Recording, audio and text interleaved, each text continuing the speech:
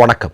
தமிழ்நாட்டு அரசியலில் இதுவரையிலும் எந்த காலத்திலும் நிகழாத அளவிற்கு ஒரு அசாதாரணமான சூழல் நிலவிக் கொண்டிருக்கக்கூடிய இந்த நேரத்தில் ஆர்எஸ்எஸ்காரராக இருக்கக்கூடிய அர்லேக்கரனுடைய கவர்னர் ஆட்சி ஒருவேளை அடுத்த 6 மாதத்திற்கு தமிழ்நாட்டில் நடப்பதாக இருந்தால் என்னவெல்லாம் நடக்கும் என்பதை இந்த நேரத்தில் நாம் பேசியாக வேண்டியிருக்கிறது.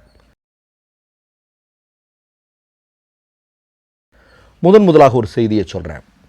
இந்தியாவிலேயே மற்ற மாநிலங்களோடு ஒப்பிடுகையில் அதிகமான மக்கள் நலத்திட்டங்கள் திராவிட கட்சிகளுடைய ஆட்சி காலத்தில் இங்கே கொண்டு வரப்பட்டிருக்கிறது. அவைகள் எல்லாமே ஆர்எஸ்எஸ் சங்கபரிவாரங்களுடைய இந்த 6 மாத காலகட்டங்களில் தமிழ்நாட்டில் முழுமையாக இல்லாமலாக்கப்படும். ரெண்டாவது மிக முக்கியமான விஷயம், இந்து சமய அறநிலையத்துறை இல்லையா, அது என்ன மாதிரியான ஒரு சிறப்பான செயல்பாட்டை தமிழ்நாட்டில் வழங்கி கொண்டிருக்கிறது என்பது நமக்கு தெரியும். அதாவது கோயில்களுடைய உடைமைகள் அவைகள் எல்லாமே எவ்வளவு பாதுகாப்பாக இருக்கிறது, வெளிப்படைத்தன்மையோடு இருக்கிறது அப்படிங்கிறதெல்லாம் நம்ம கண்கூடாக பார்த்து கொண்டிருக்கிறோம். ஆனால் இந்து சமய அறநிலையத்துறையும் அதனுடைய கட்டுப்பாடுகளும் ஒரு குறிப்பிட்ட இடத்திற்கு செல்ல வேண்டும் என்று ஆர்எஸ்எஸ் தொடர்ந்து விரும்பி கொண்டிருக்கிறது. அதனால் இந்து சமய அறநிலையத்துறை என்பதை முழுமையாக இல்லாமலாக்கி ஆர்எஸ்எஸ்னுடைய திட்டம் இங்கே அமல்படுத்தப்படும். அடுத்ததாக ஒரு மிக முக்கியமான விஷயங்கிறது, இன்றைக்கு மேற்கு வங்கத்தில் ஆட்சி பொறுப்பிற்கு பாஜக வந்திருக்கிறது. நேற்றைய தினம் நாம் கூட ஒரு பதிவை போட்டிருந்தோம். என்னது, ஜேசிபி, ஆயிரக்கணக்கான ஜேசிபிகள் மேற்கு வங்கத்தை நோக்கி வந்து கொண்டிருக்கின்றன. அந்த வீடியோ கூட நம்ம போட்டிருந்தோம். அதே மாதிரி ஜேசிபிகள் தமிழ்நாட்டில் வரவழைக்கப்படும். தமிழ்நாட்டில் இருக்கக்கூடிய இஸ்லாமியர்கள், கிறிஸ்தவர்கள், சிறுபான்மை சமூகத்தை சார்ந்த மக்கள் எல்லோரும் ஒடுக்கப்படுவதற்கான வாய்ப்பு உண்டு. நான் இதை எதற்காக சொல்கிறேன்னா, பாஜக ஆட்சி நடக்கக்கூடிய மாநிலங்களில் எல்லாமே இது நடந்து கொண்டிருக்கிறது என்பதை நாம் பார்க்க வேண்டியிருக்கிறது. அடுத்ததாக நீங்கள் பார்த்தீங்க அப்படின்னா, இந்த திருப்பரங்குன்றம் ஒரு விவகாரம் ஒன்று இருக்குது. எவ்வளவு பெரிய அளவிலும் ஒரு மதக்கலவரத்தை திட்டமிட்டு உருவாக்கி அதன் மூலம் அரசியல் அதிகாரத்திற்கு வர துடித்து கொண்டிருக்கக்கூடிய ஆர்எஸ்எஸ் சங்கபரிவாரங்களுடைய திட்டங்களை திராவிட கழகங்கள் இங்கே எப்போதும் முறியடித்து வந்திருக்கிறது. ஆனால் இந்த 6 மாத கவர்னருடைய ஆட்சி நடைபெறும் பட்சத்தில் அவையெல்லாம், அது தொடர்பான வழக்குகள் எல்லாமே நீதிமன்றத்திற்கு கொண்டு போய் தள்ளி விட்டுருவாங்க. நீதிமன்றத்திற்கு சென்றால் பாபர் மசூதி வழக்கினுடைய தீர்ப்பு என்னவாக இருந்தது என்பது நமக்கு தெரியும். திருப்பரங்குன்றம் வழக்கு தொடர்பாக இன்றைக்கு ஒரு குறிப்பிட்ட நீதிபதி எத்தகைய தீர்ப்புகளை வழங்கி கொண்டிருக்கிறார் என்பது நமக்கு தெரியும். அப்போது முழுமையாக இது தொடர்பான வழக்குகள் எல்லாமே நீதிமன்றத்திற்கு கொண்டு செல்லப்பட்டு அவர்கள் என்ன நினைக்கிறார்களோ அது போன்ற தீர்ப்புகள் வரும் பட்சத்தில் தமிழ்நாட்டை ஒரு மத கலவரம் சார்ந்த பூமியாக மாற்றுவதற்கு, அவர்கள் எண்ணியதை நடத்துவதற்கு ஒரு சூழலை இவர்கள் உருவாக்குவார்கள்.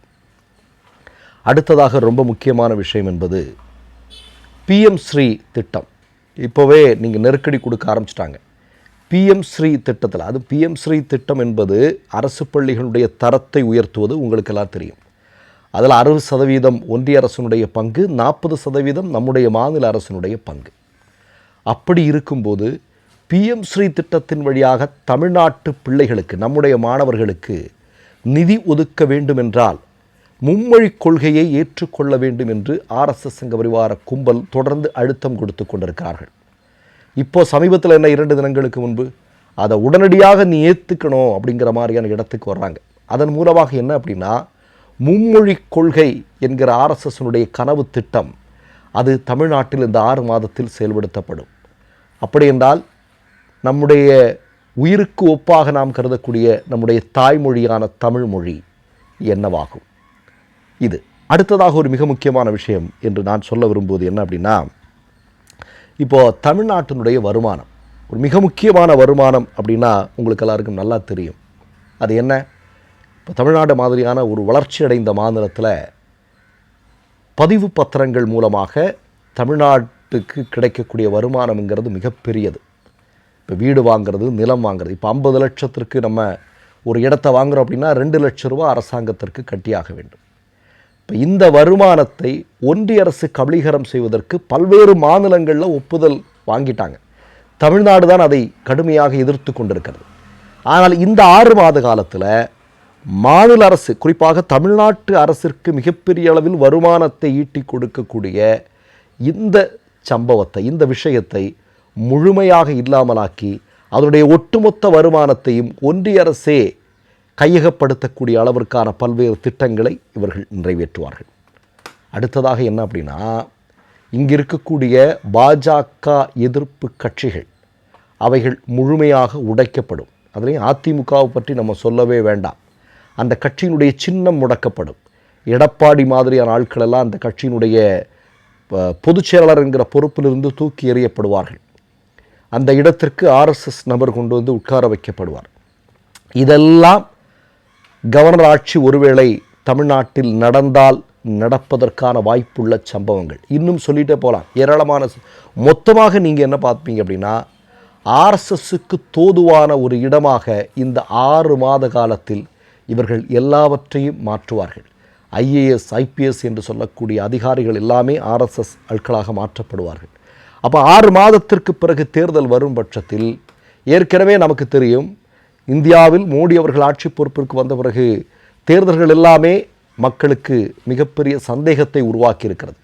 ஆனால் சந்தேகத்தை உருவாக்குகிறதே ஒழிய அதற்கான மாற்று மக்கள் வெளிப்படுத்தி கொண்டிருக்கிறார்களா என்றால் இல்லை. அப்போ அப்படி என்றால் நீங்கள் என்ன பார்ப்பீங்க அப்படின்னா, 6 மாதத்திற்கு பிறகு ஒருவேளை தேர்தல் நடந்தால் இவர்கள் ஒரு 20 வருடத்திற்கு பிறகு தமிழ்நாட்டில் ஆட்சி பொறுப்பிற்கு வருவதாக சொல்லி கொண்டிருக்கக்கூடிய RSS என்பது 6 மாதத்திற்குள் வருவதற்கான வாய்ப்பு இருக்கிறது. அதனால் என்ன அப்படின்னா, மக்கள் வாக்களித்திருக்கிறார்கள். மக்கள் தீர்ப்புக்கு தலைவணங்கி கவர்னர், தமிழக வெற்றி கழகம் இன்றைக்கு ஒரு பெரும்பான்மையான இடத்துல வெற்றி பெற்றிருக்கிறார்கள். அவர்களுக்கு ஆதரவு சில கட்சிகள் கொடுத்திருக்கிறார்கள். அதை உடனடியாக ஏற்றுக்கொண்டு அவர்களுக்கு ஆட்சி அமைப்பதற்கான ஏற்பாடுகளை கவர்னர் செய்து கொடுக்க வேண்டும் என்பதுதான் தமிழ்நாட்டில் இருக்கக்கூடிய ஜனநாயகத்தை நம்பக்கூடிய மக்கள் அனைவரும் சொல்ல விரும்புவது. மற்றொரு நிகழ்வில் சந்திப்போம். நன்றி, வணக்கம். 3 யூடியூப் சேனல்கள் வியாபாரத்திற்கு இருக்கிறது. தேவைப்படுபவர்கள் இந்த எண்ணுக்கு தொடர்பு கொள்ளுங்கள். மை நேம் இஸ் ரெட் சேனலை சப்ஸ்கிரைப் பண்ணிக்கோங்க. அதுக்கப்புறமா பக்கத்தில் இருக்கிற ஜாயின் பட்டனை கிளிக் பண்ணீங்கன்னா ஒரு நியூ பேஜ் ஒன்று ஓப்பன் ஆகும். அதுலேயும் ஜாயின் பட்டனே கிளிக் பண்ணிக்கோங்க. அதில் பார்த்தீங்கன்னா credit R debit card options இருக்கு. இதில் உங்களுக்கு விசா, மாஸ்டர் கார்டு, ரிப்பே அப்படின்னு 3 ஆப்ஷன்ஸ் கொடுத்துருக்காங்க. அதில் நீங்கள் எந்த கார்டு சூஸ் பண்ணுறீங்களோ அந்த கார்டோட நம்பர் என்டர் பண்ணிக்கோங்க. அப்புறமா கார்டோட வேலிடிட்டி மந்த் அண்ட் இயரை டைப் பண்ணிக்கோங்க. அடுத்தபடியா உங்க கார்டோட பின்னால CVC கோடுன்னு சொல்லிட்டு 3 நம்பர்ஸ் கொடுத்துருப்பாங்க. அந்த நம்பர் இதில் என்டர் பண்ணிக்கோங்க. அப்புறமா அட்ரஸ் அண்ட் இன்ஃபர்மேஷன் என்டர் பண்ணிட்டு பைங்கிற பட்டனை கிளிக் பண்ணிக்கோங்க. ஒருவேளை உங்க கார்டு நம்பர் இன்வாலிட்னு காமிச்சிச்சுன்னா உங்க கார்டுல இன்டர்நேஷனல் யூசேஜை எனேபிள் பண்ணுங்க.